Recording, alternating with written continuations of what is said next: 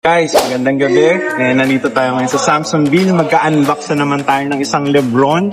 And this time, it's Lebron 23, the latest signature shoe ni Lebron. Pero this time, it's very special. Last time napanood niyo yung Lebron 21 Purple Rain.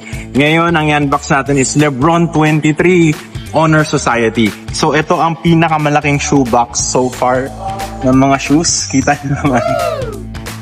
Ganyan siya kalaki, guys. Triple ng isang shoebox ng isang typical signature shoe.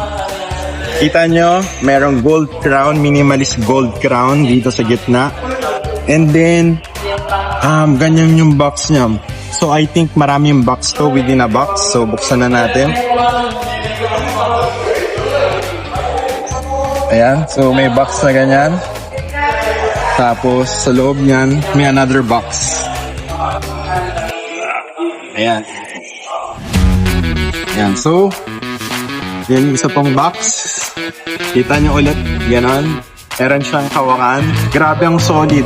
Bakit super special na ito? Kasi 23 years na naglalaro ng basketball si Lebron. 23 seasons na. So, that's why sobrang special na itong Lebron 23. Ayan guys, so makita nyo, pag na-open yung box, medyo mahirap lang i-open pero ito yung nasa loob niya, gold packaging. Ayan, so King Forever, King of Basketball, just to clarify. And then ayan siya, meron siyang emblem, so iba-iba siya per. And alam nyo ba, 23 rin yung variant netong Lebron 23. So 23 colorways din. So ito yung makukuha nyo kapag yung Honor Society, yung nakalagay MVP. So anong story nito? Ito ay itino-throwback yung first time na naging MVP si Lebron. So nung 2003 pa yun. Correct me if I'm wrong. Pero if this is shoe, is for that. And then, ito yung kanyang history. Yan yung mga history ni Lebron. Kung anong nangyari sa kanya. Yan yung kanyang mga accomplishments. So yan dyan, makita nyo yan. Okay? So, di ba ang daming.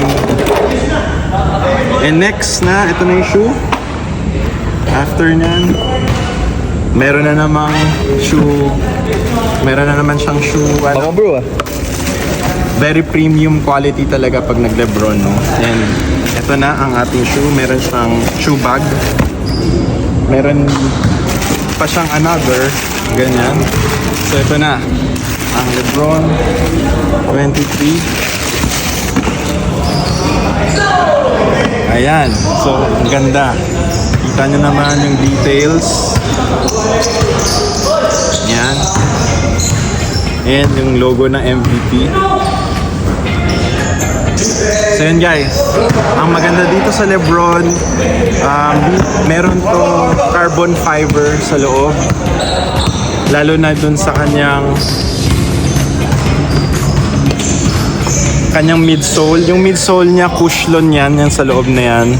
Cushlon, tapos merong carbon fiber shank. Tapos ito breathable yung material dito sa gilid. And then, lightweight siya. So, go get your Lebron 23 Honor Society in this colorway.